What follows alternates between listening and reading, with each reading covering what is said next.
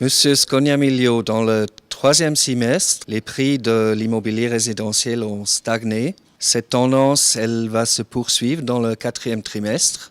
Oui, en fait, on a vu que les prix sont plutôt stables ou baissent. L'augmentation des prix, soit des PPE, des villas, c'était que du 0,3%. Et sur l'année, c'est 0,9%. Il y a une année, c'était 0,8%. Donc, on est loin des croissances qu'on a eues il y a 2-3 années. Voyez-vous des différences dans l'évolution des prix pour les appartements en PPE et les villas? Oui, il y a une différence qui est assez sensible. En fait, ce qu'on observe, c'est les villas de luxe, surtout, ont une baisse assez sensible.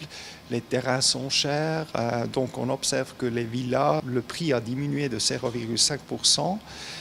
Par contre, les PPE, c'était un peu une surprise pour moi. Ils ont quand même continué un peu à augmenter, pas trop, mais à peu près 1% sur une année. C'est quand même stable. On pourrait dire villa, luxe en baisse et PPE plutôt stable.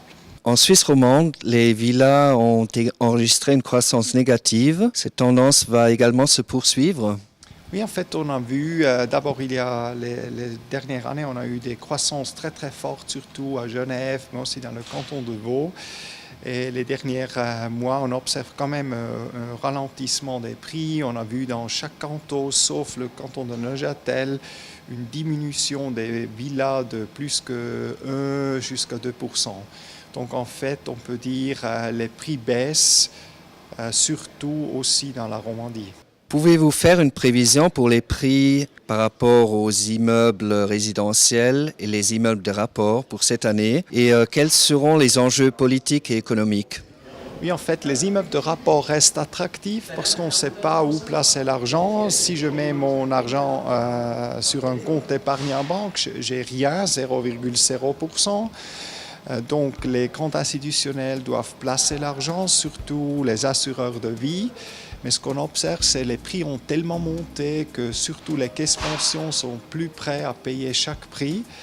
Et en plus, on a des nouvelles règles de financement pour des privés. Ça veut dire qu'on observe que les prix montent plus.